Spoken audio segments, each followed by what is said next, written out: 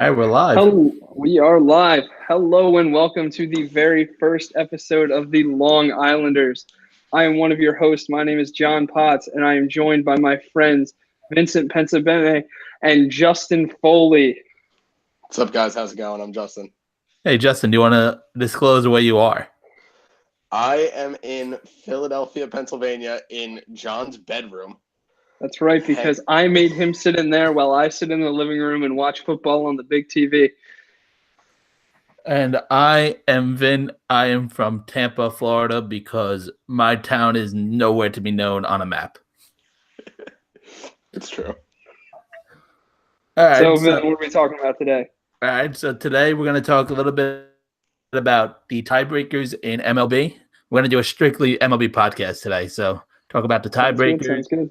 Wild card and divisional series as it's going on right now as we're recording, and Yes, pretty much predictions for that, and then that's pretty much it for tonight.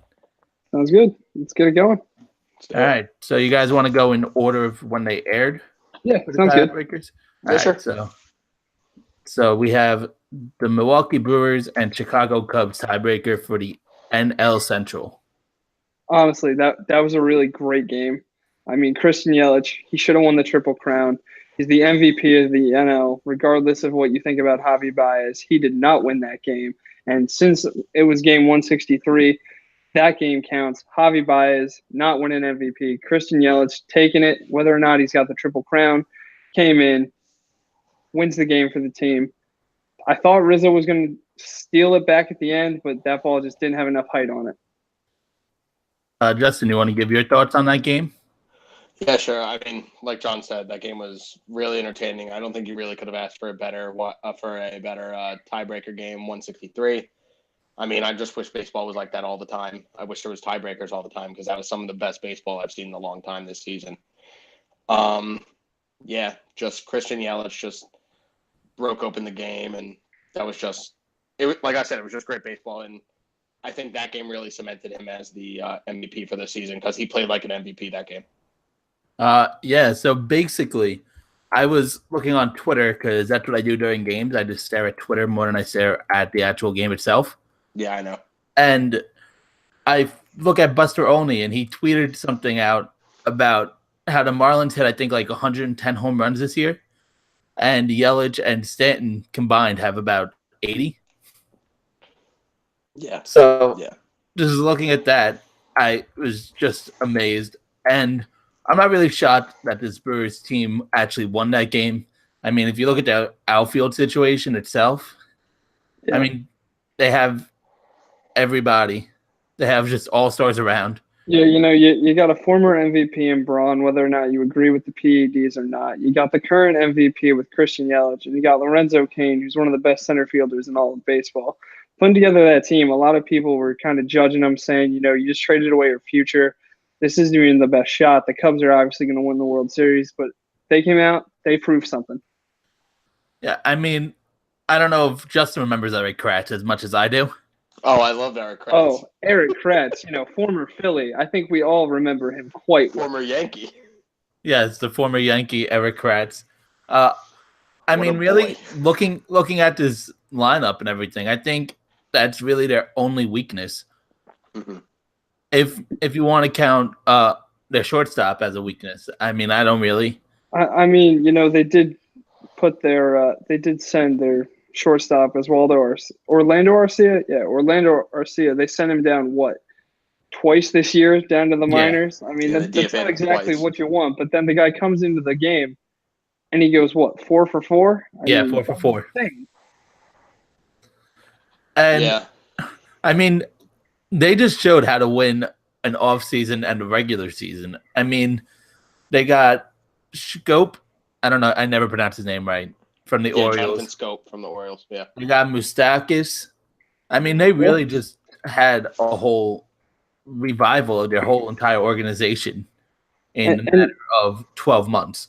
And, honestly, you never really looked at the Brewers and you were like, oh, yeah, some great pitching there. But they honestly have one of the best bullpens in all of baseball.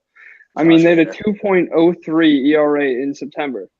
2.03 as a bullpen. That's just insane. Led by Hader, who had a 10 strikeout streak, led by his games against the Cubs in Chicago, absolutely dominating the league right now. Yes, he had some tweets that came out from when he was younger, but he is without a doubt one of the best relievers in all of baseball at this time. Yeah, I mean, Josh Hader's so electric. He's a big bulk of that bullpen. If they can just continue to produce, I could see the Brewers going a long way.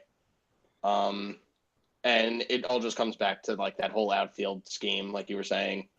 Yelich, Kane, Braun. Braun's not the player he was, but he can still produce. Yelich, as we know, is the MVP, and Lorenzo Cain is just he's awesome. Like he definitely earned that large contract that he signed with the Brewers. Coming over from Kansas City. Look at that, but then they also have a very deep bench. Eric Kratz, like Vin said, is kind of the weakness of the team. But then you look at the bench, and they have Curtis Granderson, who, he's an older guy, but he's still coming up. He hit a grand slam in one of his first appearances with the team. Yeah, I mean, as I loved him as a Yankee, I still watched him, admittedly, as a Met, but he just brings a whole new life to a team wherever he goes. Yeah, he really does. Just to hop on with their bullpen, I mean, they're not even just Hader. They have Soria coming out of the bullpen and Corey Knebel. Yeah, exactly. It's one of the best bullpens you're going to see. It's easily the best in the National League. Yeah. And dare I say the best in baseball. Yeah, well, dare you say wrong, because we'll get into it later. Yeah, we'll get there later, Ving. All right. So, Cubs, pretty much, they lost at home, forcing to go to a wild card situation, so a play-in game. Did you guys feel at all with these 163, basically, winner got to advance, obviously, and the loser didn't go home right away, that took away from anything? I mean, honestly, I think that kind of made it better because, you were competing for your division, and in the case of the Cubs and the Brewers, you were competing for the number one seed in the National League. That's huge. The difference between being the number one seed and the wild card. That's insane. Justin, any thoughts on that? Yeah, I mean, if you're the Cubs, it has to be frustrating to lose at home in a game like that. When, as John said, you're fighting for a number one seed, you're looking for what you can get. It has to be frustrating if you're a fan at one of those games, and then especially I know we're gonna get into it later, but to then lose the second game at home. Whoa! Spoiler alert. Yeah, and we're currently watching NLDS. Yeah, we're currently watching the NLDS game. So no, but I think one thing that didn't really pop up was that the winner, so the Brewers, instead of having to face a number one pitcher like the Dodgers the Braves had to throw in, they had to face the number 3 pitcher going into game 1. Well, we'll get into that in a minute, but first, let's not ignore those Dodgers that you're talking about there because they also had their own 163 after blowing their division chances, even though they have the best roster probably in the National League. Yeah, so to go into that, pretty straightforward win by the Dodgers in there until the 9th inning where Kenley Jansen comes in and allows 2 home runs. And I believe I saw a stat saying he gave up the most home runs as a reliever this year. Yeah. Yeah. He's not the player he was. Yeah. I mean, I know they said during the broadcast that Dave Roberts would have brought Kenley Jansen to Colorado because I know he had that situation with his heart a while back. Yeah. So I'm glad that at least he's healthy enough to make that trip if they had to. Yeah, you're not wrong. Yeah, I mean, a player's health always comes important. Always comes first, but Kenley Jansen is just so important to their team. Yeah, he's not the player he was, but still, he's the backbone of that bullpen. He's the guy that they always look for when they need to get the win. I mean, yeah, that heart thing is unfortunate, and he just didn't pitch the way he had to. But thankfully, they had enough of a lead where, those 2 mistakes could just, just get washed away. They were still able to come away with the win, and they moved on. Yeah, so Buehler in this game was outstanding. 6 2/3, no runs, 1 hit. He had 3 walks, but pitching around this team you're going to have to give up some base runners, obviously. And I think this game would have been a different story if they played it in Colorado. I agree. Yeah, me too. I think this Rockies offense is like the Yankees offense in the NL side of this. But how they are very dependent on the long ball and have that incredible home field advantage of Coors Field. Yeah, and, I think it actually gave them a lot of confidence hitting those 2 home runs off Jansen because, Kershaw, probably the Dodgers' best pitcher without a doubt. He's one of the best pitchers in all of baseball. But Jansen, a couple years ago, close second on best pitcher on their team. Last year, he may have been the best pitcher on their team because he was healthy for the entire season.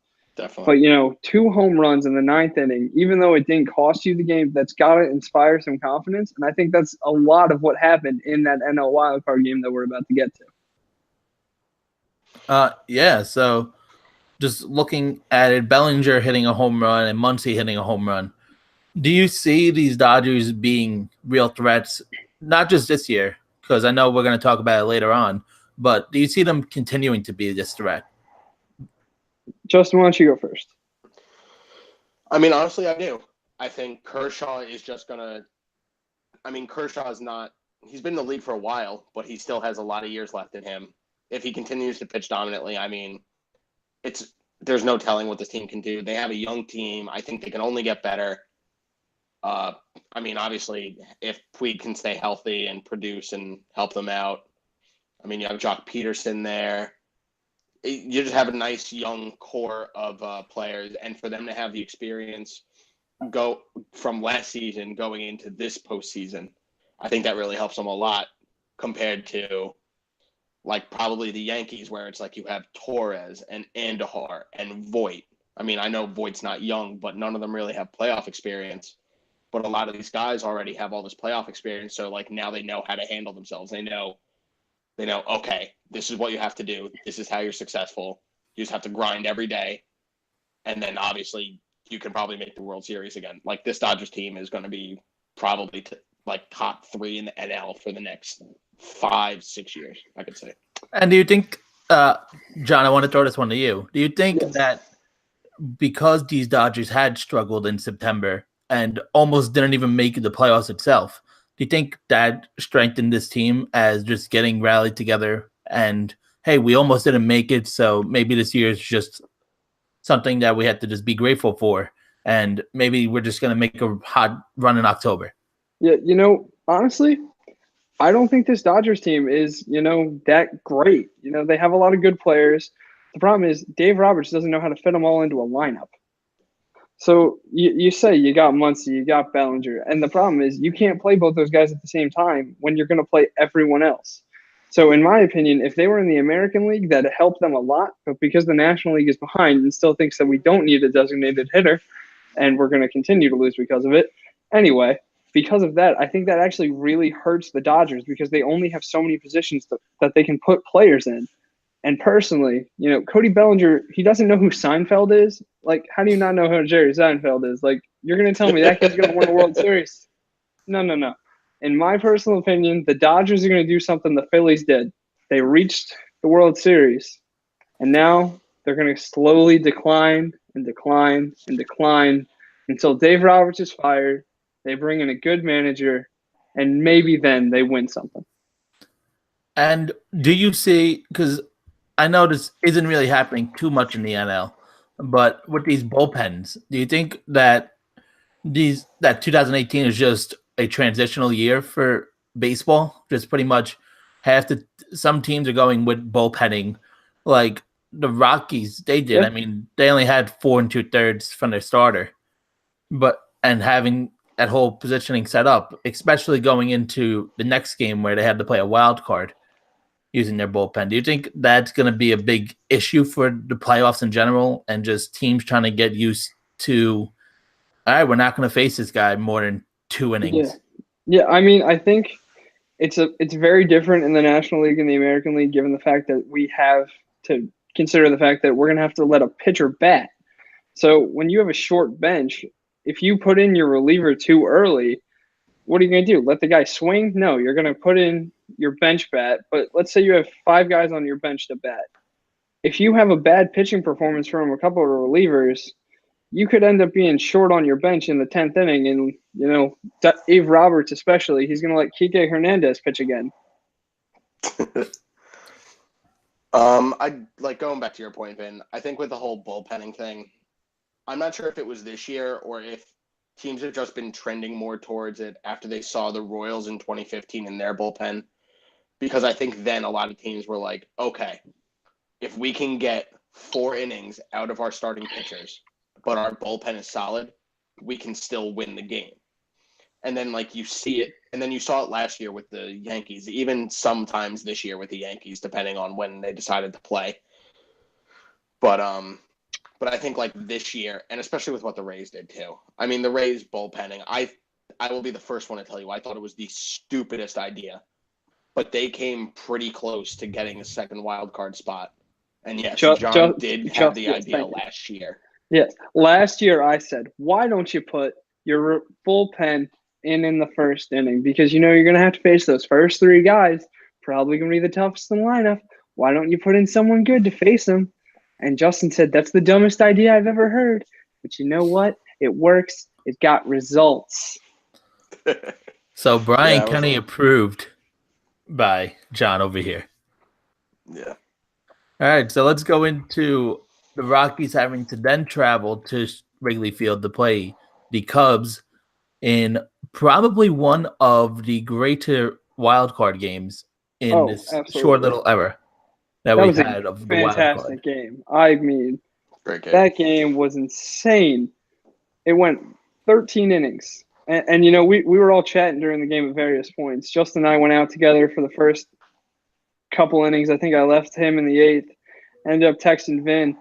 And, we get to the 13th inning, and I start going, oh, man, I need some coffee. So I make my coffee. And I'm like, you think I got time to eat a bagel? And he's like, yeah, you do.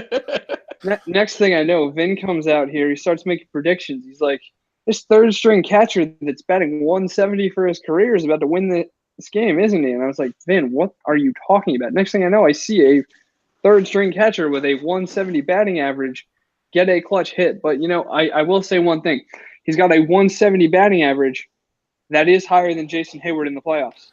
Yes, I have this running counter of Jason Hayward. He is now 18 for 121 in the postseason.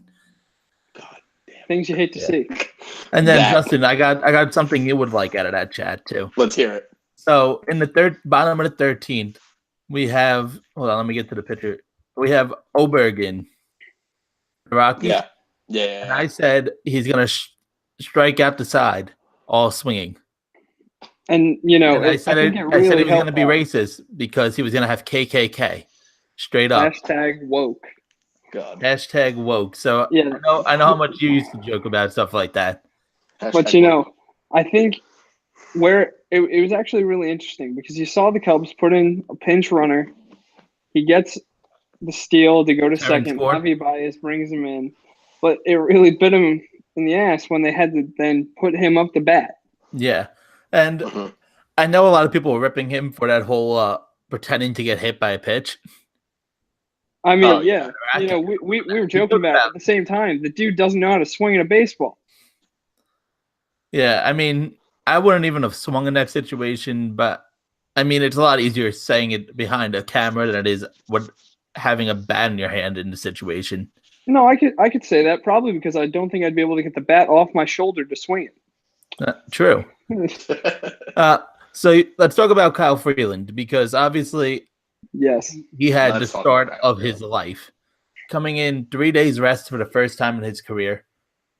Rockies having to travel from West Coast to Central, which watching the game today in NRDS Game 1, they threw out this random stat, which I love random stats, if you aren't aware. The Rockies are the first team since the 1922 Phillies to play 4 games against 4 different teams in 5 days in 3 different time zones. I hit John with that little sprinkle earlier before we started recording. Yes, he did. Oh, I love that stat. I was like, let me just sprinkle that on there for the audience too. But I mean, Freeland was on fire. I mean, to be honest, the stat that you just said, 1922 was the last time we saw something like this. It's going to be a long time till we see something like this again. So Yeah. I just think it's even more impressive to see a Rockies team at home, which is Central Time, travel to the West Coast, lose to the Dodgers, come back to Chicago, end up winning the game in 13 innings. That's 5 days, 4 games, a pitcher on 3 days rest. Everything about this is absolutely insane. But somehow they're able to pull out a win in a wild card game. Yeah. So, I mean, Freeland threw his heart out there. I mean, me and John were talking about it. I said I had to get a Freeland jersey now, and I'm gonna get that. I'm gonna get that bright purple one. We're sitting here texting. I'm like, I'm gonna buy a Rockies hat if they win this game. And next thing I know, Vin's like, you can buy your hat. I'm buying a jersey. Oh yeah, of course. So, as the biggest Rockies fan since Tuesday, I would like to say I am ordering my jersey this week. I like it, man. I like it a lot. Hopefully they're still in. Hopefully they're still in. But and then I want to jump into the Cubs here. So watching this game, I mean, I know there's a lot of people on social media that love to become managers in these situations. And you know what? Maybe we should let those guys become managers because I guarantee you they're not going to put Jason Hayward in with the bases loaded rather than Kyle Schwarber. Yeah, there was those issues. And, I mean, I wouldn't have taken out Lester there where he was. He looked like he had a struggle in the first inning, giving up a walk and then the double, which got stuck in the ivy. Yeah, that was a bit of a crazy play there. Yeah.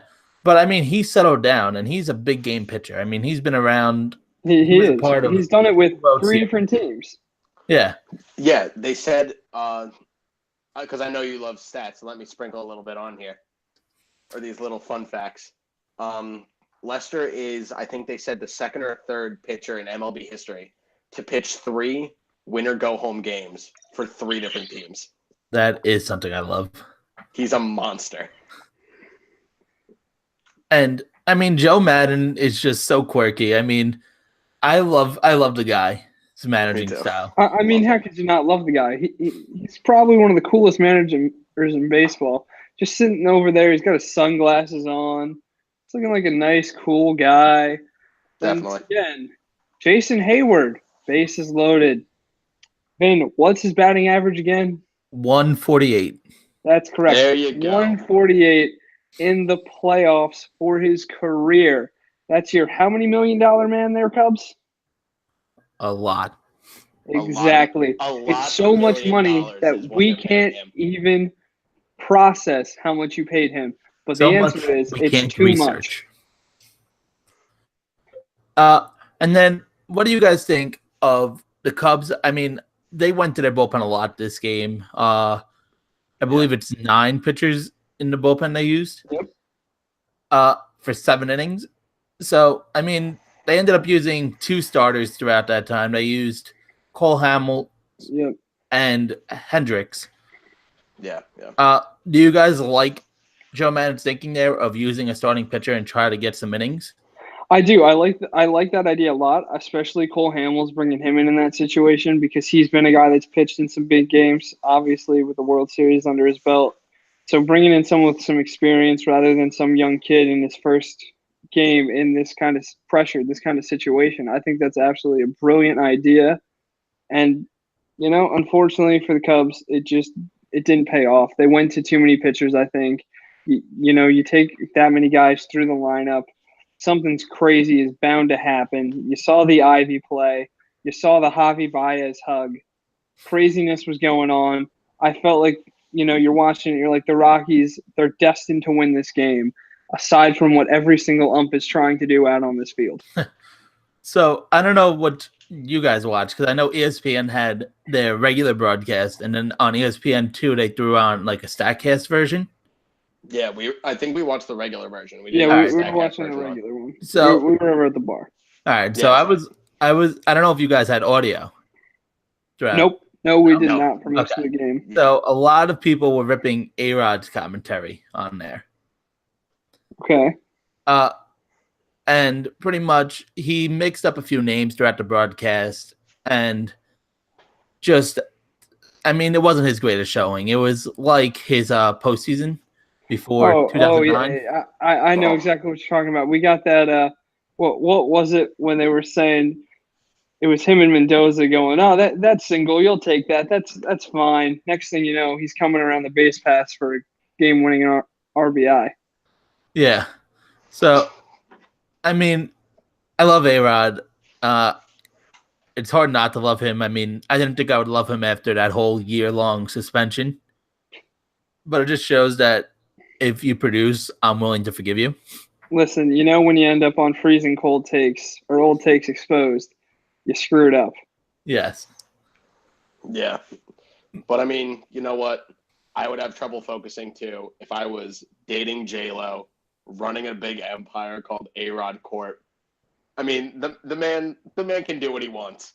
So what? He messes up a few names. He's still getting paid by the Yankees to not play on their team. He's getting money from Fox and ESPN. He's dating Jennifer Lopez. He's traveling. Great man. Living the life of luxury. And it's what I want to be doing. And he could just retire at any time and just live on whatever money he has. I don't think he's struggling for money at any sense of the word. Well, he did retire. You're still paying him. No, well, I mean, retire from broadcasting and just sit in Miami if he wants with J-Lo or New York. He's not going to retire from broadcasting. I think he loves it too much, honestly. No, I think he just loves the game too much. Exactly. I agree. Right. Yeah, that was a great game. We were all very excited. We were all hopping on that Rockies bandwagon because the Cubs, it's like, you won your World Series. You're not supposed to be World Series winners. You're the lovable losers. And it was good to see them get back to what they're supposed to be. Yeah. So I don't know if you guys have the Dodgers and Braves on right now, but we don't. 5-0. Oh, it's 5-0 now. Well, you know what? We'll get to that in a second. Yeah. Let's go through some of our. Whenever I look over at this, we gotta do AL. We gotta do AL. Oh no! Wait, one more thing on the Cubs. One more thing on the Cubs. So, all right. Do you think that because of how the Cubs underperformed in the postseason, 163 in the wild card, do you think that ruins Joe Maddon's chance of returning after his contract next year? No, because I think he still has next year. He's still got a great lineup. He's still got a great pitching staff. Darvish getting injured, whether or not you think he's going to be good or not, he's going to be better than what they had at some points during the season. They had Chatwood leading the league in walks. I mean, that's not what you want. He led the league in walks, even though he missed, a month of the season. That's pretty bad, as a starting pitcher. What is he even a starter? I don't know. But as a pitcher, you're going to lead the league in walks. Not what you want. I think he was leading him by 30 at one point. Yeah, but I think Joe Maddon is, like John said, there's next year. Once they just have to like get rid of the injury bug early. I mean, when everyone's healthy, that team's deadly. We saw it in 2017, and Darvish is going to come back. Hopefully, he can learn to pitch again because last year was just awful. I think if they can get everyone healthy, they keep some of the guys they have. I think if they keep Hamels, that'll be a big one for them. Yeah. Quintana really underperformed compared to what they were expecting when they signed him up, when they got him from the White Sox. I think if everyone plays up to their potential, it's hard to beat a team like that. You see, I was screaming to everybody that would listen to me that they should have kept Arrieta instead of going for Darvish. I think. Listen, I'll take that. 100%. I'll take that every day of the week as a Phillies fan. Jake Arrieta didn't pitch the greatest for us, but pitched better than Darvish did. Yeah, exactly. And they needed one more win this year to make it, and not even have to play in this wild card game. Not even have to worry about 163. Yeah, I life that Arrieta would have gotten that one more win for them if he was still on that team. Yeah, compared to whoever they had replaced Darvish. Arrieta. Like Chatwood. Oh God, Arrieta. He had a bit of a rough season for the Phils. But, you can't really put it all on him because a lot of time he'd pitch great. The Phillies just don't have an offense that can score. You put him in that Cubs pitching rotation yet, and he's probably going to win at least 16 games. Yeah. So going from a bullpen and a pitching staff that was very used, jump into the AL side where we had, I believe it was the first ever opener in the playoffs. No, Yeah. no, I don't. Wasn't the first. Because I think I they know said last it year was has been done Severino, before. but that wasn't the official opener. Like they had him actually wanting to start. Vin, we don't need to bring back those painful memories right now of your starting pitcher who had an 81 ERA and wow. I do have the data on him because our in-house statistics expert Eric Phillips did send me when I requested the new updated wild card ERA for Luis Severino. His wild card before the game started was 81.08. It is now down to 6.23. There we Still go. bad. Not as bad though. I will take it. Yeah. So I know me and Justin are big Yankees fans. So Damn right. I like to hear on John's side actually on this. So I don't know if it's been national or if it's just because I'm tuned in too much to the Yankees. But Gary Sanchez hasn't been a great defender. Oh, let me tell you, Vin. Why would you ask that I question? am extremely critical of Gary Sanchez in big moments because I do not think this guy is good at defense. I had been saying for months that if you get that wild card game, which it looked more and more like you were going to every day, that you should not put Gary Sanchez out there. I thought he was a defensive liability. I thought they should have started Romine. Thankfully, I don't think Gary had an error last night. No, he had no pass balls or anything. I was really impressed with him. You know, I was actually really happy to be proven wrong because this may look like an Oakland Athletics hat, but I want to assure you folks it is not. This is, in fact, a Venice Gays hat representing Andy Lazarus, my man himself, and his podcast, Dirty Slides, part of the Dirty Sports Network. So this is not an Oakland hat. I just want to get that right out of the way before people start insulting me. I was slowly – I was a little bit rooting for the A's. I just thought it was going to be a better game. I always said the Yankees were going to win it. I thought it was going to be better than it was. Yeah. Well, I mean, really, with that game, I think Hendricks got a little overwhelmed because Yankee Stadium was loud. And, I mean, especially compared to what Wrigley sounded like, I think Yankee Stadium has the best acoustics for television-wise. Yeah. It's the arrowhead of the baseball world. And just with the sound, I mean, it really felt like the Oakland staff had no idea what was happening. Yeah, the Oakland staff kind of looked lost out there. I mean, they come from a pretty good crowd there at home, but it's nothing like Yankee Stadium in a playoff game. That's not something you're going to find really anywhere else, even in Boston. I mean, they have some great fans up there, but New York fans are one thing compared to anyone else. Maybe Philadelphia's got them in football, but aside from that, Yankees fans, they were a great crowd. Aside from Marlins, man, we will never include him as part of a fan base because he's not even a Marlins fan. I think he just likes to wear orange and be obnoxious. It was a great crowd. It was a great showing for the Yankees. Everyone on the team played extremely well, and I think when Judge came out off of injured reserve, hits a big bomb just to start off the scoring, I think that was huge. It set the tone for the game, and Oakland really had no way to bounce back. Yeah, I mean, you look back at what Fernando Rodney said at postgame, and he was like, when I saw that ball go over the fence that Judge hit, I knew it was over. Like, it was that quick for him to just automatically just go, okay, we lost. So, like, I want to know how easy it was for everyone else. Like, I'm sure no one else was like, oh, like, we're totally out of this yet. But the energy in that stadium, if it wasn't as high as it could be before then, it went to a whole new level following that Judge home run. I mean, I know us here in the living room. I can vouch as someone who is not a Yankee fan. I legitimately thought I was scared for my life watching the three people around me jumping for joy, running down the hallway, screaming their heads off. I honestly thought my eardrums were going to burst. I mean, I was happy for him, but at the same time, I was truly scared. Yeah, so basically, I mean, I want to jump into Rodney because I didn't listen to the post-game stuff. Yeah. With that, basically, he's the one that gave up where the Yankees started to get the advantage where he felt like they weren't going to lose it because Severino faced some trouble throughout the game. Yeah, you know, Sevy was pitching great. I don't think anyone really expected Severino to be the wild card game pitcher. A lot of people were saying Happ. A lot of people were saying Tanaka. So when it was I announced, said Severino. You know what, Vin? We'll admit it right now. You probably are the best at predicting things. Eric Phillips is not. Vince Get Stradamus. that out there.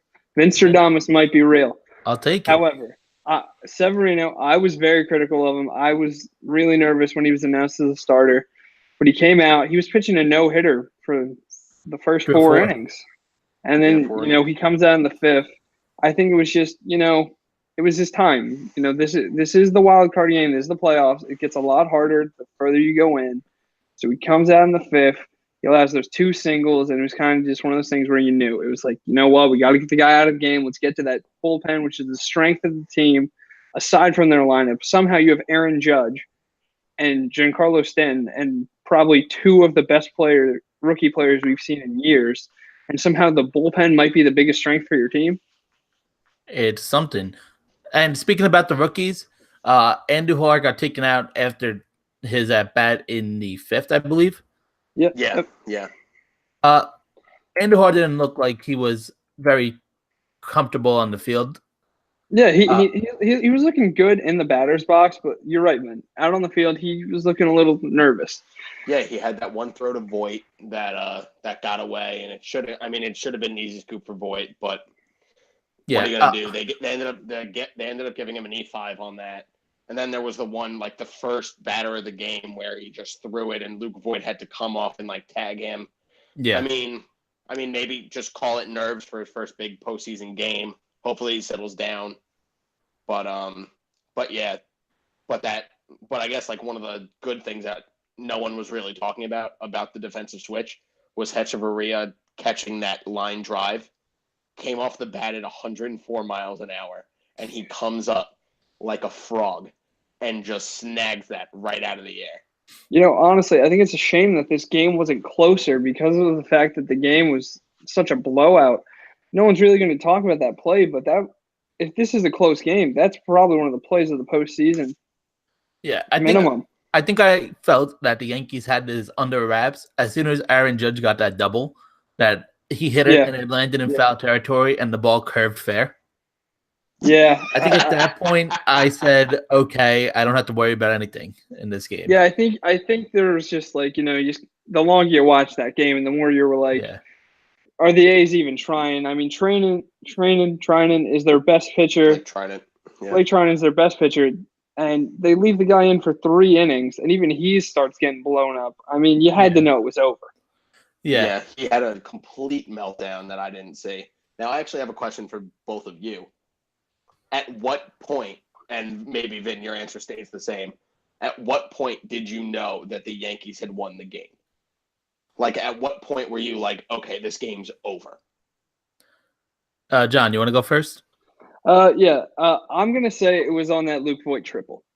Because of the fact, listen, Vin, I am the biggest Luke Voit supporter in this entire household because I am the most critical of Greg Bird. I've been saying since his one good year that he's not going to do it again, and he hasn't.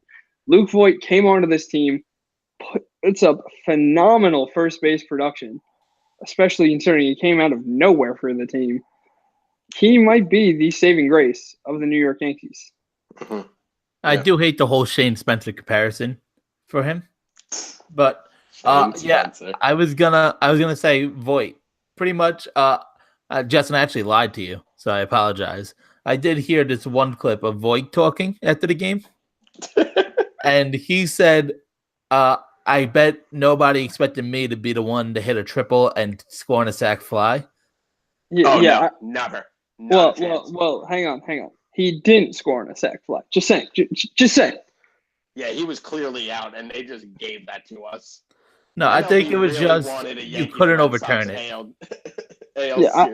I think every single person, ESPN, MLB, everyone wants Red Sox, Yankees. Don't get me wrong. Oakland had a great year.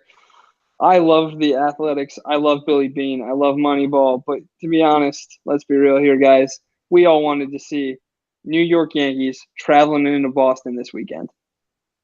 Yeah, and that's going to be a very fun series. But before we get into that quick, do you see anything with Britain? I know Britton hasn't always looked great, but he gave up a home run to Chris Davis, which if anybody was going to beat you on that A's team in Yankee Stadium with a short porch, it was going to be Chris Davis. Of course. Yeah, of course. I mean, here's my thoughts on Britton. The guy, he's been a closer for years. He's regressed a little bit. You know, he's played on Baltimore for a long time. I think some of that probably rubbed off on him. You know, some of that really just crappy play probably rubbed off a little bit.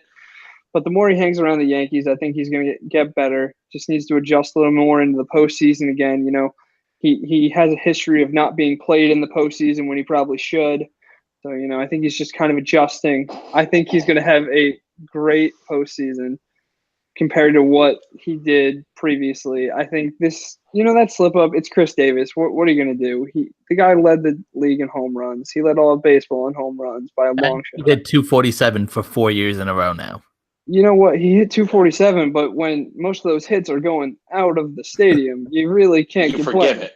Yeah, exactly. I just love the consistency of 247 every year. 24/7. That exactly 24/7. He's hitting 24/7. But going back to Britton,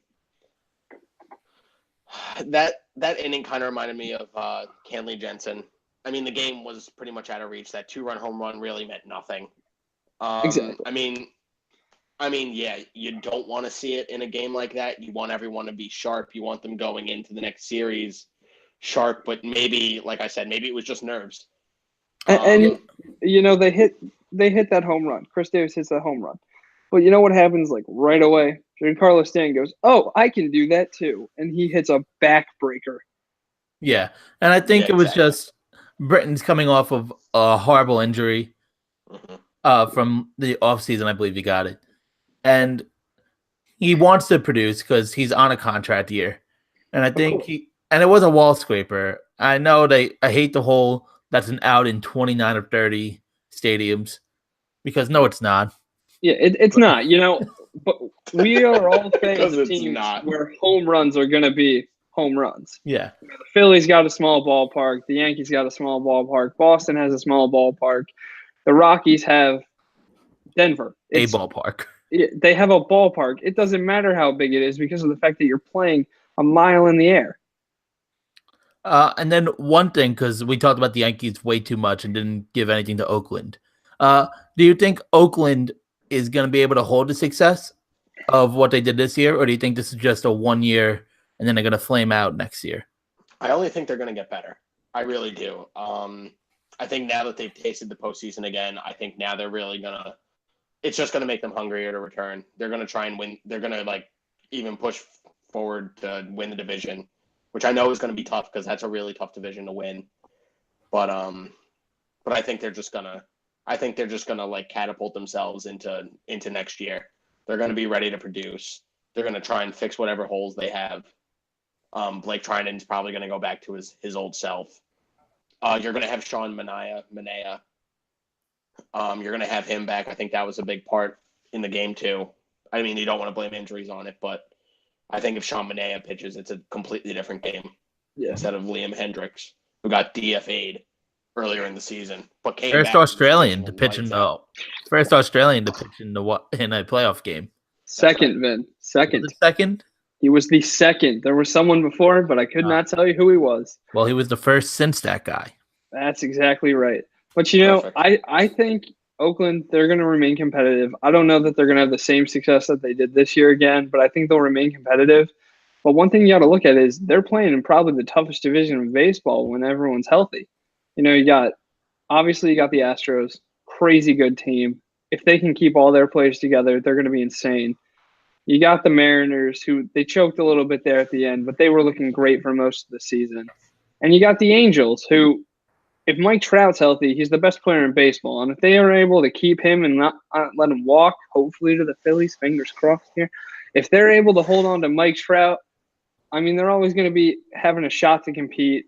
So with Ohtani coming in, I really think that is the best division in baseball for years to come.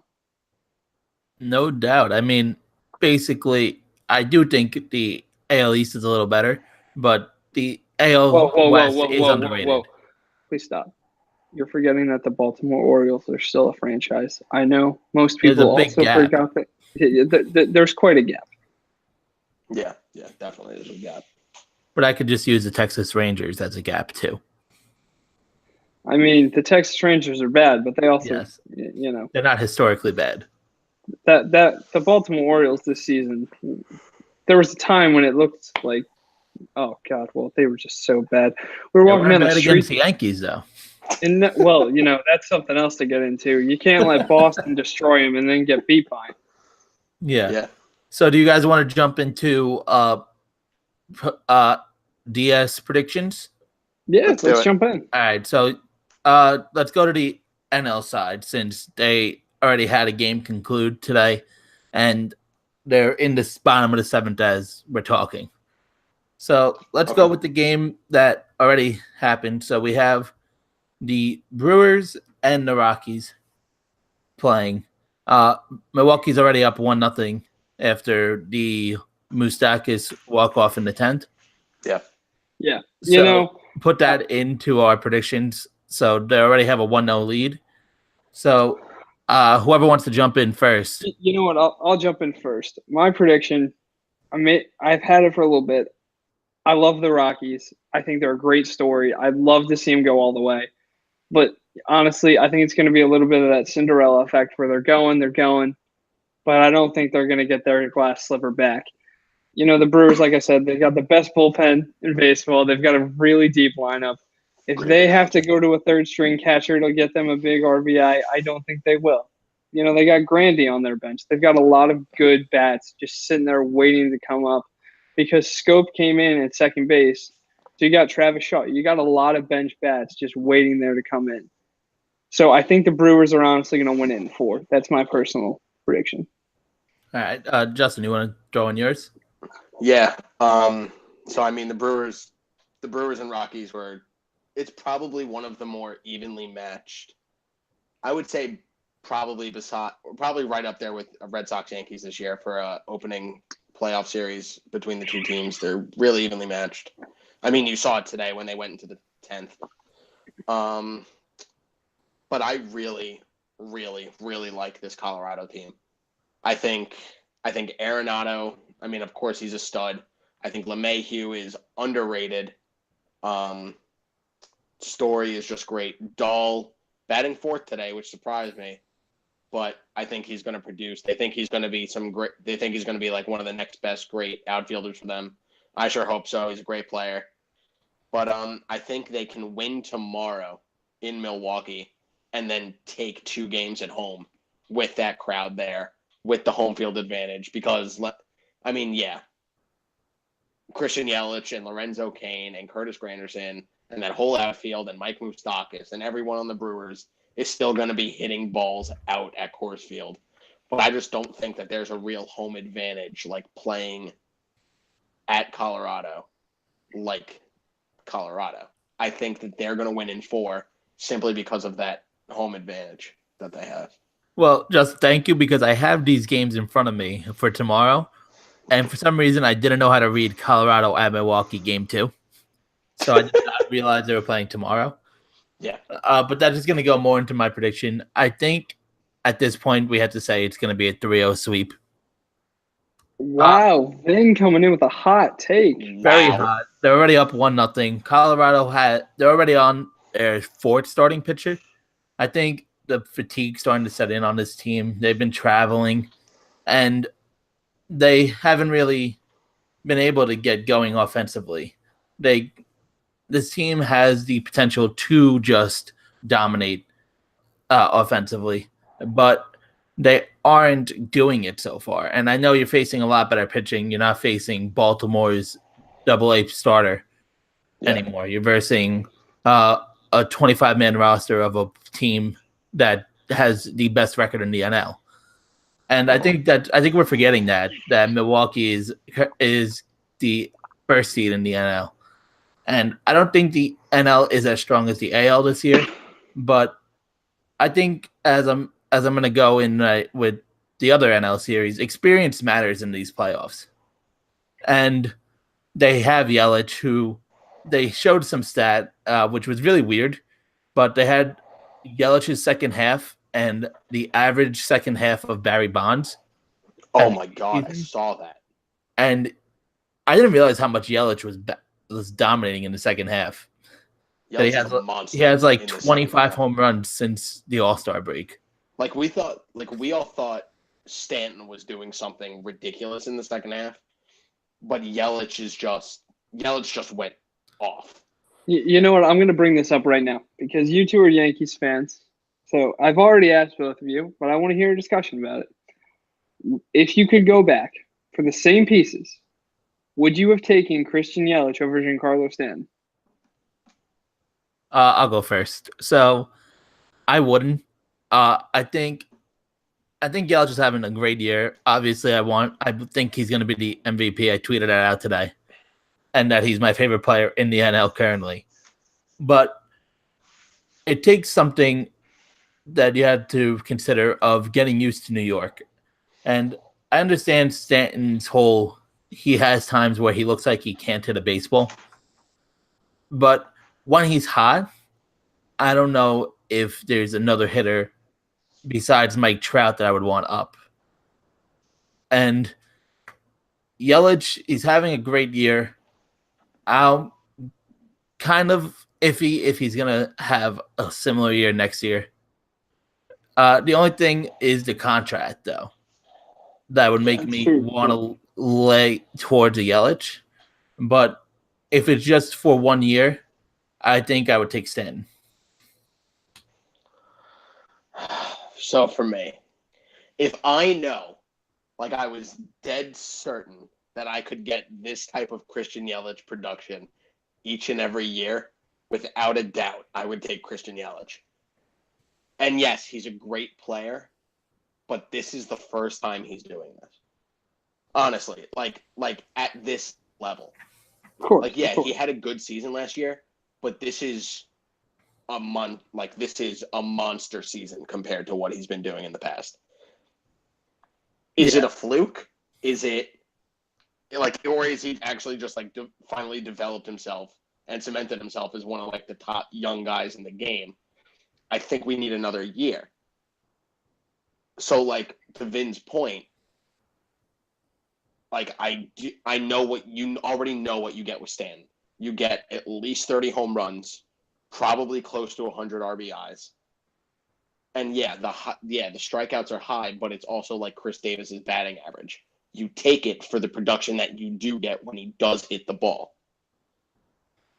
All right. And not just one more thing on that. You have to bring into consideration that Stanton came in knowing he had to start learning how to play a new position in left field. Yeah. So I think that also could take a little bit of a strain on your bat. You're focusing on trying to pick up your defense and trying to get used to a different angle the ball's coming at you. But I think that's kind of a big part of, in my opinion, though, why I'd rather have Yelich, because he is a much better fielder. I would, yeah. I mean, of course, because I'm looking at it as a bit of a balance. He's a better fielder. He's quicker, so you have a lot more of a threat on the base paths. He actually had steals, and based off this season alone, Yelich did lead him in pretty much every single category that you look at statistically, except for strikeouts, because that is something that Giancarlo Stanton will own for a while.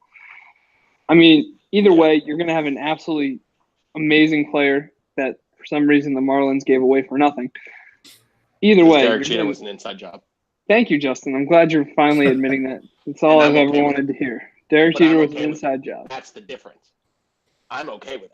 I'm okay with it. I just want to hear it. That's all it is. But you know what? Either way, both of those guys, absolutely fantastic. It's good to see them getting out of Miami, each of them went to a team that's really giving them a chance to showcase everything that they have. They're both getting a chance to finally make the playoffs and look really good doing it. All right, so let's jump into the other NL division series. I don't know how to talk, sorry. Which in my notes, I wrote Braves versus Rockies. So I guess you could tell where my brain was at when I was writing my notes.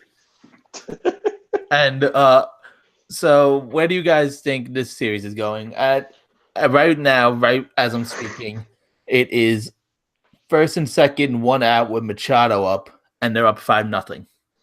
Yeah. You so know- Game one. Justin, you go ahead and go first. all right. So I always liked the Braves. I didn't think it was going to be this year that they were going to make the playoffs or win the division. I always thought maybe a year or two out, just to let all the young guys come in and perform and develop. But they just played out of their minds. Like their rookie production this year is what carried them. I think if they can sustain that, they have a good chance to make the series. I know this isn't going well now, but chalk it up to nerves, chalk it up to whatever you want. Maybe they're just not having a good day, or maybe the Dodgers honestly just came to play.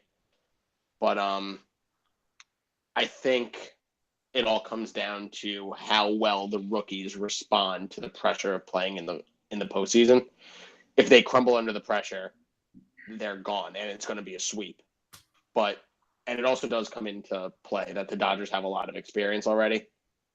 Dansby Swanson being out for the Braves, that doesn't help him. We'll see if he returns at any point this series or maybe next series if they somehow advance. No, he's not returning this series. They kept him off the roster. Oh, okay. I hadn't seen that. Yeah. So he can only come back next series, and that's iffy. But I mean, we'll see. Like right now, it doesn't look good for them. I mean, if the Dodgers keep doing this to them, it's going to be a quick series, and it's over and done with. I could either see Dodgers in 3 or Dodgers in 4, but I want it to be interesting and maybe make it a good series. Maybe make it go to like a game 5, but I doubt it's going to go that way with how young they are. They're going to get there at some point, but I just don't think that this year is their year. All right, then why don't you go? All right, so I think the Dodgers are going. I think they're going to end up in the World Series again. So experience matters in the postseason. I said that with the Brewers and the Rockies. But this Braves team is young, and I don't think many people thought they were going to be this good this year. I think people thought another year. As a Phillies fan, I can confirm this, yeah. But as Justin was saying, the Swanson injury, I think that's bigger than people are realizing. Yeah, definitely. I mean, they still have Acuna, who's hitting everything into the seats, it feels like.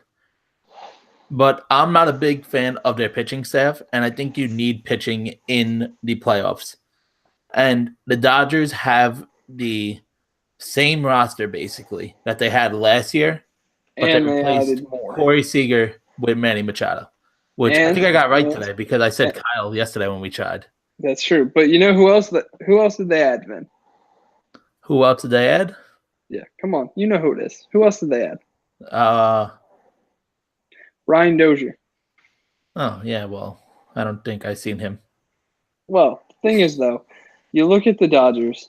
They had a great team last year. They added veterans. They added some good veteran players, which is good because a lot of their best players are young guys. You saw it with Bellinger and Muncy being the home run hitters. But you know what? I'm going to sound insane saying this. It's going to sound crazy. You're crazy. Braves in 5. Wow.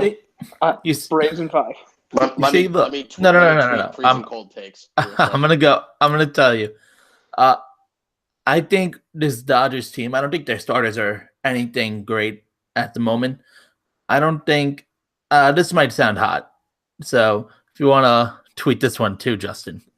I think Kershaw is getting very close to Felix Hernandez territory. I mean, he didn't even pitch game 1. He's pitching game 2. Well, I think that had a lot to do with just the scheduling that they had to do because I think he just pitched and Kershaw's he needs his rest. He's not Madison Bumgarner. He can't do that crazy young stuff. It's a guy that's injury prone. I honestly think you give him his rest. Maybe you start him game 1, but it's not a necessity. You know, they're a loaded offense. I think everyone knew the Dodgers coming off that big win versus Colorado. they were going to come in this game. They were going to be hot. They're at home. I think everyone saw it coming that they were going to come out huge. But you know what? I think they're going to blow it tomorrow. And here's another thing. Well, wait, Justin, before you get in, Kershaw last pitched on Saturday, so today would have been full rest. Give him an extra day. I think I remember a stat a while back that when he gets an extra day's rest, he is a lot better than he normally is. But here's Tanaka. Here's what I'm going to say. Dave Roberts, not a great manager. Not great. If you can't figure out that the problem with your team isn't that you don't have enough bats and outfielders, but your issue is pitching, and you don't trade one of your 6 outfielders, I think you got some issues here, guys. I mean, come on now. Yeah. They have let's just, play this little exercise here. We're going to do 2 exercises. First, Vin, name me a Brave starting pitcher. I don't know how to pronounce his name at all, but it's like Foltynewicz. All right, now try and name a second one. Can I count Sean Newcomb? Sure. Name a third. Third? Well, you're pushing your luck there because I got 2. Justin, you name a third one. Gosman from the Orioles. Damn it, I forgot Gosman, and we talked about him. Exactly. We talked about this last night, and you're already forgetting the Braves pitching staff. But here's how I view it. Dave Roberts can't figure out that he needs to trade for starting pitching. He can't figure out how to have a lineup where you have the best players in it every single day.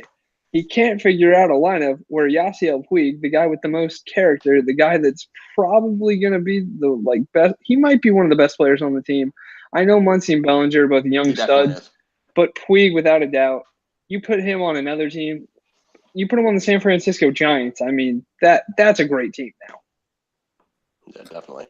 To counter your point, I think the Dodgers did it differently than a lot of teams are. They made their lineup so strong that it could carry their pitching staff at points. I mean, that's the theory. And it's probably going to work against the Braves. I realize. Yeah. My idea saying Braves in 5, it's probably not going to happen.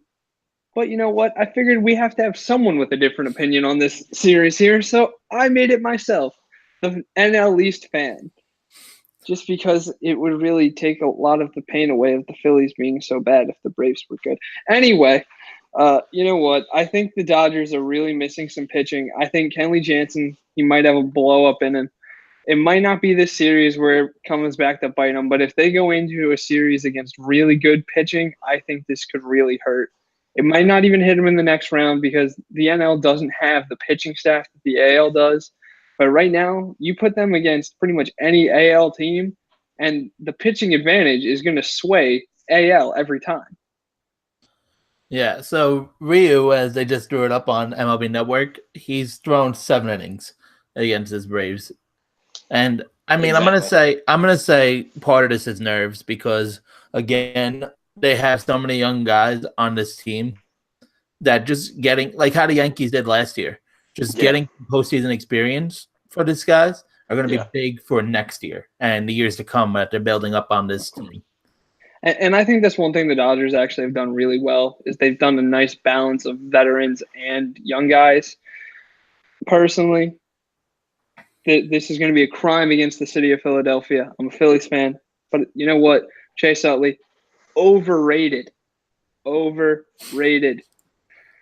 love the guy, but at the same time, he did injure a fellow middle infielder in that Mets series a few years back, and I think this is all karma.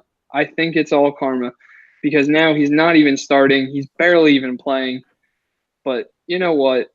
They've got some veteran leadership, but I think Dave Roberts, he's just got one of those over-managing pitching things in him where he's going to be like, hey, starter, you're pitching a no-hitter right now, but we should probably go to the bullpen because we don't want your arm to hurt. But then he lets Kenley Jansen throw for 2 innings back-to-back days, and he gets a bomb hit off him. Yeah, I think another big thing, going back to Vin's earlier point about Clayton Kershaw, I'm not sure the Dodgers were actually completely scared enough to start Kershaw. I think they knew that this was probably going to happen with the young team, or maybe they honestly just thought we are a lot better than them. We don't need him to pitch lights out. Let's save him for game 2 and just give him the extra day. I mean, if you're going to make a deep playoff run, getting your ace as much rest as possible is going to be one of the most important things you do. So I think, like we all said, I don't think the Braves are that scary to the Dodgers where they were like, all right, let's pitch Kershaw game 1 and then go from there. I think they were like, you know what, we'll pitch someone game 1. And then game 2 is Kershaw's game. He has an extra day of rest, and then he's set. Exactly. Because, Ryu's not bad. I mean, he had a pretty good season. Oh, yeah, no, he's not bad, but he's not on the level of Kershaw. But like I said, give your ace the extra day of rest going into possibly a long postseason. I mean, I think it's just going to be beneficial for them in the long run. Yeah, and I mean, to go with the Kershaw thing, if the Dodgers win in 3 or 4, they're going to have whatever the schedule is where they had all 5 games scheduled out before they're even going to get into the NLCS series. So he'll have an extended time again to rest. So that probably will look better for him. And I think it probably will help him, but I think we've seen the better days of Kershaw. I he didn't do bad this season at all. Listen, Clayton Kershaw in big games, you want it to be a winning combination, but it just never seems to be. Especially in the playoffs. Yeah, exactly. Like up until last year. I mean, even last year he showed. Well, last year he looked pretty good.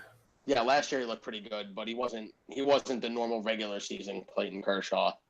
But before that, the postseason that was like Severino wild card territory, man. He just did not look good. But I love Clayton Kershaw. Hopefully he's like done with all that and he can help lead them to a long playoff run and possibly a World Series. And to transition from hang on, bold. I feel a bold prediction coming on all of a sudden. All right. Oh no. Justin knows I get these moments where I have a bold prediction and I just have to let them out. Clayton Kershaw is going to win a World Series with a different team. I think he's going to pull a Justin Verlander. Now I got to search up his contract because I don't know when he's a free agent. Listen, we don't need to go too much into it, Vin. No, I got it. I have a feeling. So, as I'm on Sport Track and it's loading, it looks like he has, I don't know what type of deal, where if it's team-based or player. Of course. But he's an unrestricted free agent in 2021 as old. Okay. Because which means the Mets will probably pick him up. This page doesn't want to load. So I'm done with that. I'm just saying, that's my bold prediction. I'm not telling you a team. I'm not telling you when. I'm just predicting Clayton Kershaw, World Series, not the Dodgers. All right. So after talking about a postseason pitcher that doesn't do much in Clayton Kershaw, let's talk about how the Houston Astros and their starting pitching from last year. Wow. I mean, into a series against a team that basically was handed the AL Central in the Cleveland Indians. Yeah. Honest question before we start. Tampa Bay Rays, Cleveland Indians, who would win that division if they were both in it? I think the Rays make a push. You see, I think the Rays might win it. No, you see, being in Tampa, I've watched enough Tampa Rays games that I can't say that's true. I mean, you watched how good a record they put up in just the AL East this year. You figure you put them in the AL Central, they might be a 100-win team. Yeah, I mean, they could be, I think it's more the fact that I would be too bored to watch that game because of how they bullpen about 2 times every time through the rotation. Oh, I mean, But of I think course. Ian Snell would have such a better record and be even better than what he did already this year with like a 2 ERA. Honest question: does Blake Snell have 30 wins if he Sub-2. pitches in the AL Central? Not 30. I think he'll be at like 24. Minimum. Still good. Minimum. Yeah, But that's minimum. still. All right. So let's get on. Should I get started? All right, so the Indians and Astros open up tomorrow at an ungodly time of, I believe, 2:00. Yeah. Thanks, MLB, for that. Yeah, But, which is that 1:00 or is that noon for them? I don't know where Houston, what time zone they're in. That's noon for them, I believe. Yeah, noon I think for them. that's noon. A Friday noon game, so I'm A just lot going of to say kids noon. are skipping school. But, okay, so you look at the Astros. They have the best rotation in baseball, probably the best middle infield combination in baseball, maybe which could be the best of all time, one of the best of all time in the future if they keep this up. Justin, All they already are. Just accept it. right. They have a run differential of plus 263 this year, and I don't see them stopping anytime soon. The only pitcher on the Indians that I could possibly see maybe getting to them is Kluber. Oof, that's wrong. I think Bauer. Bauer wouldn't start until game 4. He'll get to them. He'll get to them if they can make a win. He can't start. I don't He think can't they're start gonna game get 4 him. if they don't play game 4. Exactly. Yeah. So the way it's looking right now is Kluber versus Verlander tomorrow. I think Verlander's just listen. Verlander's the best. Let's knock this out. Let's get this out. Whoever is engaged to Kate Upton is a winner in my book. That's correct. But you have Jose Ramirez and Josh Donaldson and Edwin Encarnacion. I don't think that's. It sounds crazy to me that this might not be enough to get to the Astros. I don't think it's enough to get to the Astros. Well, and with the first 2 games in Houston, I don't see them winning. Well, you saw last year. I mean, the Yankees lineup against the Astros couldn't do anything. And I can argue that the Yankees lineup last year is better than the Indians lineup this year. Oh, you don't have to argue that. That's correct. Oh yeah, no, 100%. With a Gary Sanchez that could hit the ball and not back to 100. Back when Gary Sanchez was good. What? Yeah, and then you had Didi and Judge and everything. Of course, the Yankees last year were absolutely amazing, and they took the Astros to 7 games. But the Astros, they're just too good. They're too good for their own good. So, Justin, I'm assuming you're going Astros? I'm going Astros in 4. All right. I'm going to piggyback right on top of it. I'm going Astros in 3 because I think they win the first 2 games at home, and I think at that point Cleveland goes, you mean we actually have to try now? I mean, look, the Indians, they had a good season. They had a fun little storyline with Ramirez going over 30 home runs, over 30 steals. The thing is, the Houston Astros, they're just having fun playing baseball. They don't even look like they're working that hard. They're dancing in the dugout. They're playing with the camera guy. I feel like they've been coasting for half the season, and they're ready. Now they're going to lock in. I mean, it's like Justin said. They've got probably the best middle infield in baseball, and in my opinion, they got the best middle infield in history with Altuve and Correa. Correa already one of the best shortstops that we've seen in the league in a long time. He's far better than Jeter ever was. Don't say a word. Just accept it. Jose Altuve won an MVP last year. He's absolutely amazing. For a little guy, he's just – if you look at a guy that little, you're not going to go, that's probably one of the best players in the league. But somehow he is. And I think he's going to come in. He's going to be like, listen, Cleveland, you tried. But he's so good. Correa is so good. Bregman, he's really good. Everyone on the Astros, really good. And that's before we even get to the fact that they have the best 3-man rotation I've seen in years. Yeah. You want to hear another little crazy stat? Oh, yeah, Justin, please give it to us. Tell me before I go into mine. Indians finished off the regular season 3 games above 500 on the road. That's it. 3 games. Well, if So you look with at the the first- AL so with the Central, first they're two going to need to games- really go 500.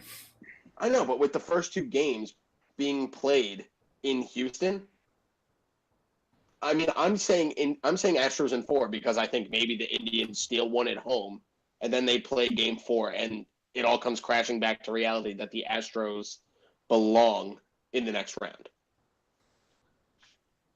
Then your thoughts? As much as I want to be the guy to say the Indians are going to steal this, I They're cannot. not. You can't. I am going to go. Vin does not want to end up on Old Takes Exposed this week. I am For going to go. 3 times this week. I am going to go with my favorite thing to do. I'm going to go Astros in 2. Vin, the disrespect. I mean, Cleveland. Are they going to forfeit the game afterwards? Like it's going to be that bad? They're not going to have a pitching staff. I don't know if you've ever seen a 263 run differential. Yeah, true. I mean, I think we should set it right now. Run differential in this series. Let's say it goes 4 games. I'm going to say Astros I'm taking plus 20. plus 30. I don't know if I could go 30, but 25. I'll take 20. Plus I'd 25. say 15 plus. They outscored the hell out of them in the 4 games that they won in the regular season series. Now They played 7. Astros took 4 of those. Now, I know last year, watching the Indians in the ALDS, they were great at home. But I don't know if you guys looked this up or if you guys know this off the top of your head. Do you know the Astros record on the road this year? I couldn't tell you. I couldn't tell you. 57-24. I think we've said all we need to say. The Houston Astros are probably going to the next round Let's without a just doubt. move on because we're wasting our breath. No. We Well, I Everyone just that want to. watches this knows what's happening. I want to bring up the one fact that they aren't using Rondon, which is just hysterical to me. And that it was a question mark if Dallas Keuchel, who started their wild card in 2015, was going to be on this roster. Yeah, that really shows you how good a team the Astros have put together.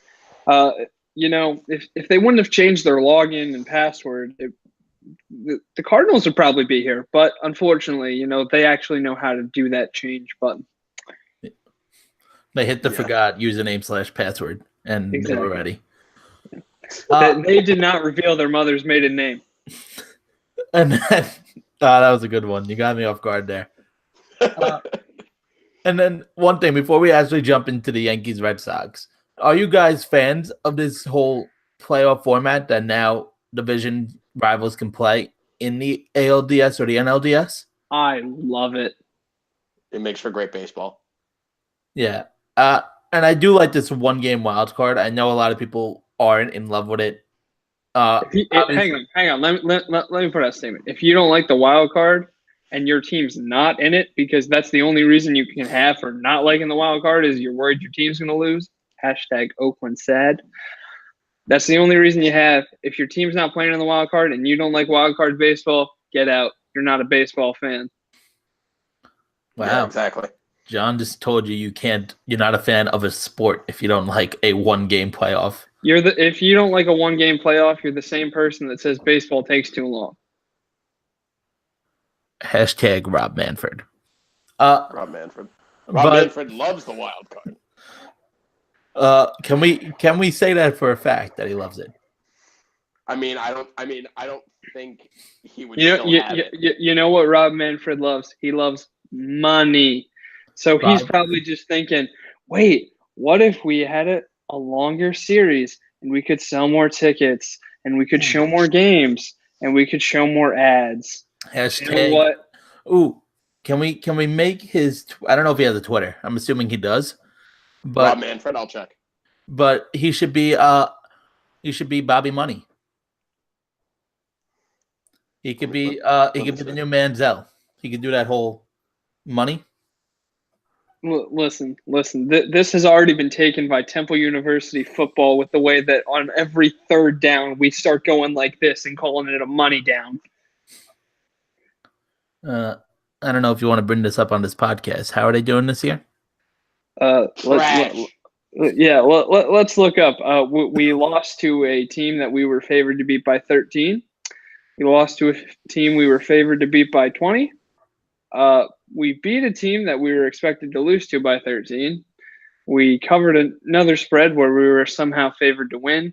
And we just blew a lead against Boston College in truly spectacular fashion, even though we have a running back who ran for 4 touchdowns. Well, you do know the one win that Temple has beaten. Robbie Anderson brought that to Pittsburgh, but that's a whole other topic. So let's get into this Yankees Red Sox before we make this a college football podcast. Yeah. Let's not get into college football unless we're going to start talking about the LSU Bayou Tigers, but we'll talk about them later. So Yankees Red Sox. I think the biggest factor in this series, which not many people are going to say, is Chris Sale. I agree with that. If you look at his Fangraphs, which I'm a big fan of all of a sudden, I never used Fangraphs until about like a week ago. Yeah. His average fastball has dipped in the past 5 starts. So tendinitis. I think depending on which the first pitch that is going to be a fastball, because I'm going to assume he's just throwing a first pitch fastball. The first pitch that he throws, I'm going to be glued on the radar gun. I don't care if it's right down the middle and McCutchen or whoever's starting, it hits a home run or whiffs or just takes it at all. I'm staring at the radar gun to see how fast it's going. Mm-hmm. Because, go ahead.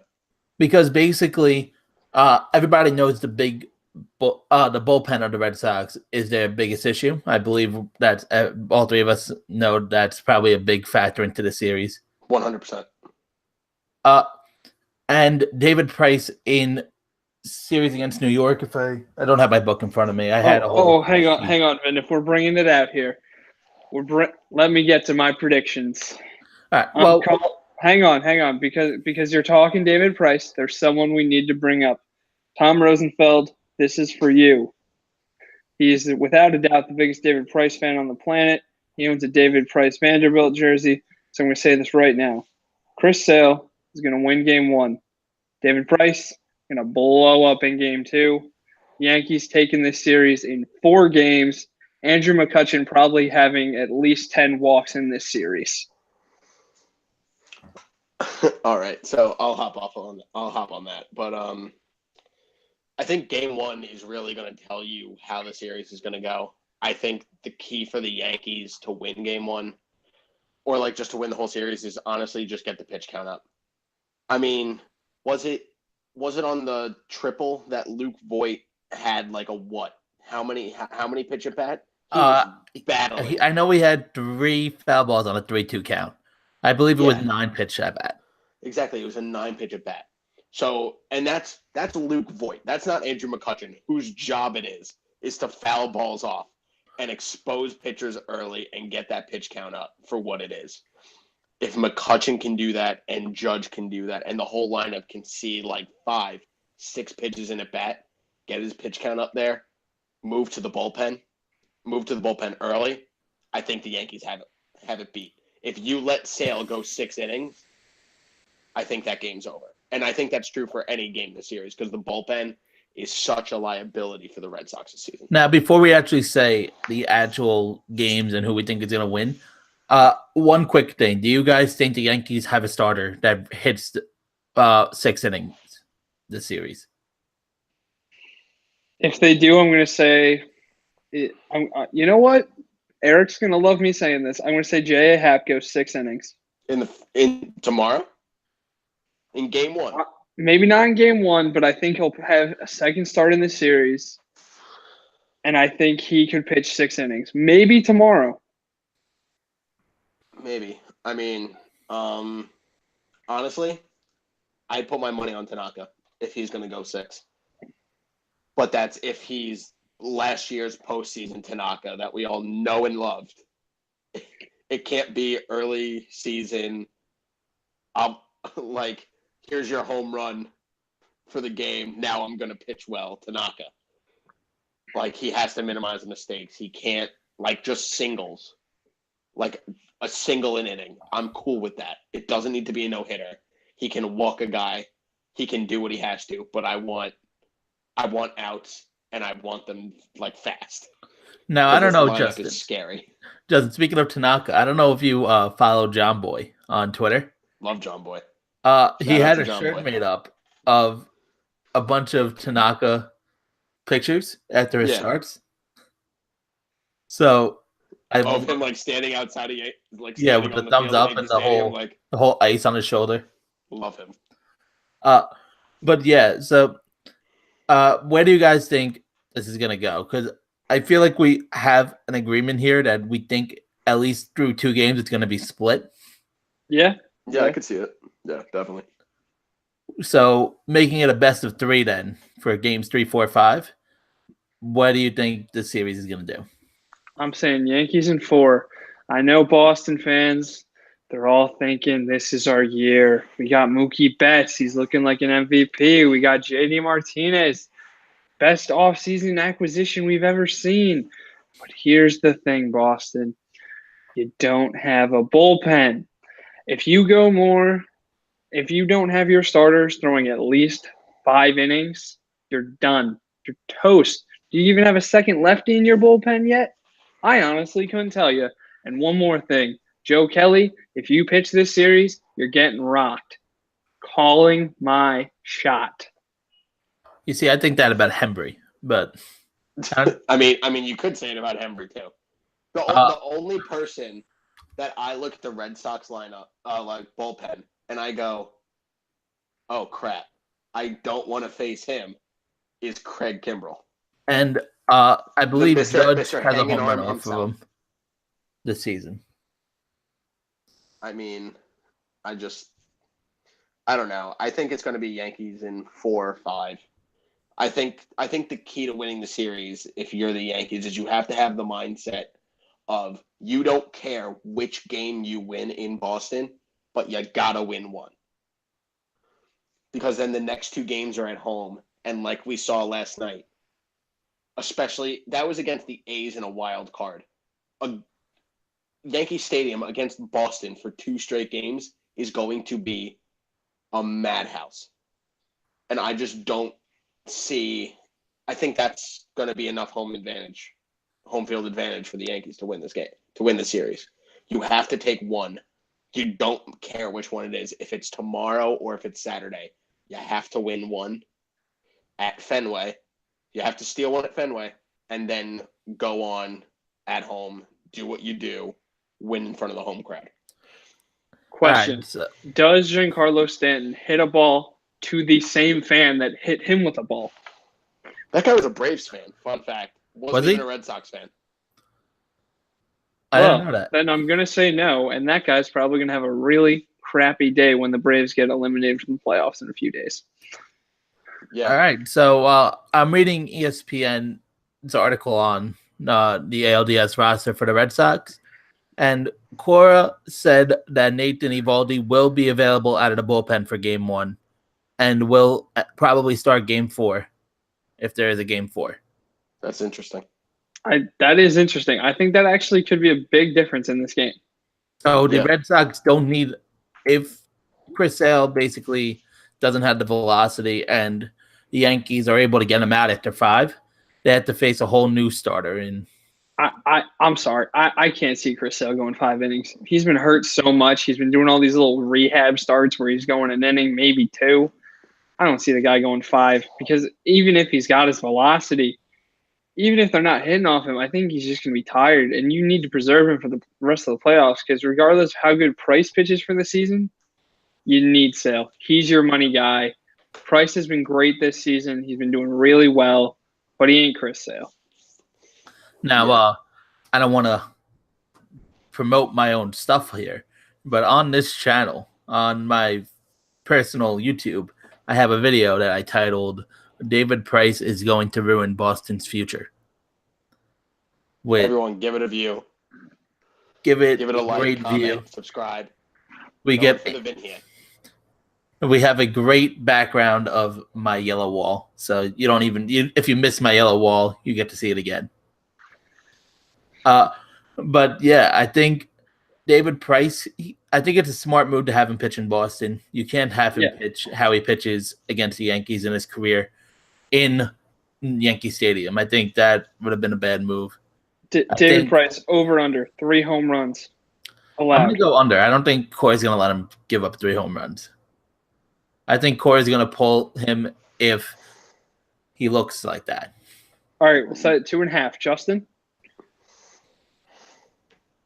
Screw it. I'll take the over on that. That's what I like to hear. Not, right? Why not? It's game 1. I'll take the over. It's game 2. It's game 2. Yeah. Game 2, the one I'm saying I think you're going to have to win, and I could see it right now. Judge, boom. Voit, boom. Andahar, boom. Tom, crying. I do like how you chose all righty hitters, so you didn't have to change your hand because I was waiting for that to be wrong. Ben, you're welcome. So Yankees in 5. I'm assuming we're all going. I'm going Yankees in 4. I'm going Yankees in 4 or 5. Oh. Yeah, all right, I'm going 5.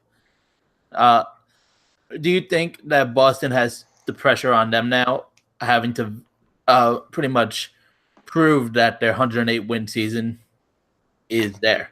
When Boston loses this, if Boston loses this series, you're going to hear it pretty much right away. Fire Cole, because he just won you 108 games, but you know how Boston is. They're going to be like, oh, no, he's not good enough. We got to get someone better. But you know what? It's Boston. There's only one team that can consistently be great, and that's because they cheat. Oh, wait, sorry. The Red Sox do that too. You know what? We'll just scrap the whole thing. Cheating does win. Do you think if Boston loses this series that this is yet the biggest meltdown since the Warriors with 3-1? And well, not 3-1, but they didn't win the finals when they had. Yeah. They blew a 3-1 lead. You know what? Yeah, that was the year that was the 3-1 lead. But you know what? I'm going to call this a bigger meltdown than the 3-1 lead because the difference is they blew a 3-1 lead to LeBron James. Boston Red Sox had one of the best seasons we've seen in a very, very long time. They've got a great field for the hitters that they have.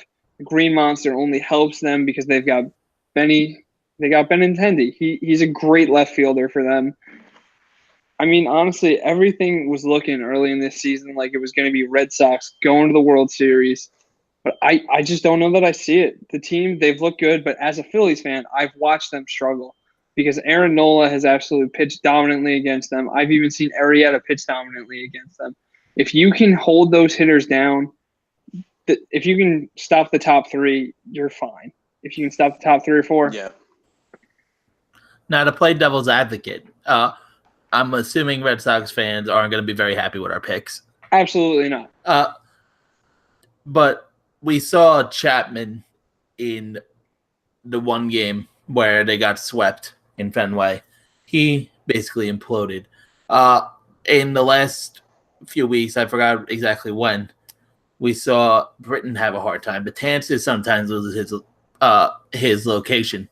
Do you think that the Yankees bullpen is going to be able to hold up? I think they will because the difference is the Yankees bullpen is a lot better than the Red Sox bullpen is. And I think the home games are going to be huge because Boston, I don't think they have the same home field advantage that the Yankees are going to have. I honestly feel like Boston's going to drop at least one of their first 2 games. I think the Yankees have a great chance to win both because their fans are going to be all in. They're going to be cheering. They're going to be screaming. You're going to have people wearing judges' robes. It's going to be insane. It's playoff baseball. It's what we're here for. It's October. Justin, what percentage of fans do you think are in Fenway tomorrow and Sunday? Because I believe that's when they play in Fenway. Friday, Saturday. I don't know. Day Sunday. Right. Monday. I don't know playoff scheduling. I am horrible with that. We only know because we were looking at we only know because we were looking at tickets. Oh, okay. Yeah. So, what percentage of Fenway Park is Red Sox fans tomorrow and Saturday? Well, we know at least two people. We know at least one person that's going to be a Yankees fan there. Shout out to Eric Phillips. You're braving the storm, and it's really going to suck when you watch your team lose tomorrow. It's going to be very bad when we see him like that A's fan. Oh, with the beer spilled on him? Yeah. You know what? I'm calling he's going to go into full surrender Cobra. Surrender Cobra. You see, at least the Red Sox are taking the beer out of their clubhouse and putting it on a fan. I appreciate that. Yeah. But 60-40, 70-30. You really think 40% of those are going to be 60-40? Come on now. It's Boston. I'm going to call it at least 75. You see, I don't know how they do MLB tickets, but I know down here with the Lightning that if you have the opposing team's souvenirs on, they hand you a generic Tampa Bay Lightning shirt to wear in the stadium while you're there in the playoffs. And honestly, if you're one of the people that puts that on, you're stupid and you don't deserve to be a fan of your team. Yeah, no, I would honestly just throw it in the trash or give it to a kid. There is no way, if I'm the fan of a team, am I putting on like another shirt of, especially my rival. Like if I went to Fenway and they decided to give me a Boston Red Sox shirt, I'd wipe my ass with it. Like I'm not wearing it. Now, one thing I'm very interested in is I know at like basketball games they give everybody on the seat a shirt or something. Yeah. Of course. Do they do that in baseball? They might for a bigger series. I don't know if they do this now. I mean, they could because it is Yankees, Red Sox. I don't know if there is a bigger series for them. Well, I don't think so. There could be if they go Boston, Houston. Well, let me explain. They're going to be in a more important game, but I don't think there's any more pressure on them to win than in this. Because you know what? Agree. They got blown out by the Astros last year. If they can't manage to win this series, that just shows you what the team is. You know, Boston, they might have to make some changes. Maybe they'll try and hire Billy Beane again. Maybe they'll try to get some bullpen help. They're definitely going to look at a bullpen this offseason. And I think they went and got too many bench players. I agree with that. I know they were players in the Britain, but the Yankees ended up with them. But yeah, you know, I think it became a two-team arms race out there in the AL East, and it was like whoever one of you didn't get, the other one did. Yeah, I mean, really, right at the trade deadline when they got Evaldi, and it was the next day we got Hap. It was just basically who could build up, who could take from the other team. It's an arms race. Exactly. You know, the Tampa Bay Rays, it's honestly kind of crazy because you got to wonder where would they be if they wouldn't have traded away some of their players. Well, I mean, like, I thought about that the other day because I like Chris Archer. Oh, I think that was a steal for the Rays. That was a great move. That was a steal for the Rays. And living down here, I watch a lot of Rays baseball. Especially, I had to watch the Rays broadcast when they play the Yankees because I get blacked out on MLB Network or MLB, whatever the app is. MLB.TV. You're welcome, by the way. Thank you. But I get blacked out, so I watch their broadcast. So I see Tommy Pham, who was excellent in September. And that was a surprising move. I don't think anyone saw that coming. By them, though. I mean, it's got to suck for Tommy Pham to go from a team that was almost going to make the postseason. Does it though? Because he went from a team that choked to a team that was fighting and almost kind of made it. Yeah, I think that gets the player revitalized when you go into a team like how McCutchen did, how he went from a Giants team that was just, all right, when are we getting to our offseason, to a team that's, all right, it's September baseball. Let's try to win every single game here. You know, honestly, I think McCutchen was walking around that Giants locker room and he was like, is there anyone else here that's not white? So funny. I don't know how to transition from that. You got me. I'm just saying. I don't think we can transition from that. Oh well, Zach? speaking about black and white guys, Tom Brady picked up the win today. Oh, yeah, Then he we, threw his we don't 500th career touchdown pass. we To a don't need black to get guy, into and too Josh much scored. football right now. I just want to say, anyone that listened to me, obviously this is a brand new show, but anyone that has listened to me and realized that Eric Ebron is a great tight end, you're having a great night. He's got 2 touchdowns in this game. I don't care that Tom Brady threw his 500th touchdown pass. Eric Ebron, you might have called him a bust. He's not. Detroit was just dumb. He's on a good team. He's got a great coach with him, a Super Bowl winning coach with him. You know what? Colts, they tried tonight. They just had they needed a wide receiver because I watched this game. I was watching it above the laptop, so you might have noticed me looking up a little bit at times. It wasn't really on Andrew Luck. He was throwing plays that a wide receiver would have the ball in his hands and throw it to a defender almost, and it would be an interception. So you know what? Colts, they didn't look amazing tonight, but if they have T.Y. Hilton back, if they're healthy, I honestly think this Colts team could do some damage in a not great division. All right, so John, I know you created this today, so you want to shout out our YouTube that we're going to put this Yes, on? we officially launched today our YouTube channel. Social media will be coming for the podcast soon. We are the Long Islanders on YouTube. If you want to send us an email, it is actually at thelongerislanders@gmail.com because someone else decided to take my great name that I came up with. So while we're continuing on the theme, I think we might as well start wrapping this up. We'll go through and name our own social medias. If you're looking for me, I am jpots_and_pans. A little bit of a play there. I love food. Follow me on Instagram if you want to see some pictures of some great dishes. Is it the same on Instagram?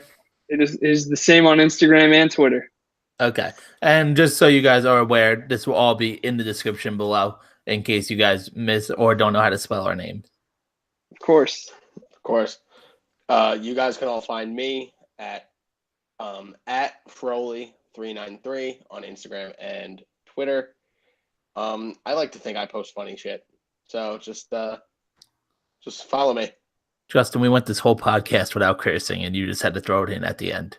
It's all good, Vin. If that's the worst swear word we use, I'm having a good day. Oh, it'll get worse the further into football season we get. All right, so I am Vin Pensabeni, which none of you are going to know how to spell, so it'll be in the description below. Vin, I've known you since kindergarten. I still don't know how to spell your last name. I was actually proud of John for getting it right in the intro. Listen, man, I practiced. Rehearsal is key. Pensabeni. I don't know if we're going to open up a Twitter handle for this. Vin, we are opening a Twitter handle for this. That is the plan. We'll be launching that very soon. If it's built in time, we'll put it in the description below. Yeah. If not, we'll shout it out next week, episode. Definitely. Yeah. All right. Well, I think there's nothing else to say. We are the Long Islanders, and we hope to talk to you again soon. Okay. Vin's got something to say. I gotta interrupt your outro. Okay. So let's discuss this here before we even get off, when we should have done this earlier. Are we doing this every Thursday? Do we have a schedule we want to try to get through? Listen, right now we're based on our schedule based off of the MLB playoffs, so we're going to kind of have to look into more of when those games are going to be going because we're going to be doing series previews. We might have some other videos that we put up during the week that aren't part of this podcast. But, for right now, just know we're going to be coming at you next week with the next round. Yeah, so we did this on a whim. This is something I wanted to do for a while with Justin. I've been talking to, and we never actually got this into fruition. I think that's the word. That's the word. And then apparently John had the same ambition that I had. That Justin never. Yeah. So really, if you wanted this podcast sooner, the only person to blame is Justin Foley at Foley. You texted me, and then you just never responded about doing it. Justin, you're currently in my bedroom. Let me say what I need to say. Anyway. We have been the Long Islanders. We hope to see you next week. Hope you enjoyed the show. Let us know on Twitter. Have a great one. Thanks for listening, guys. All right. See you next week.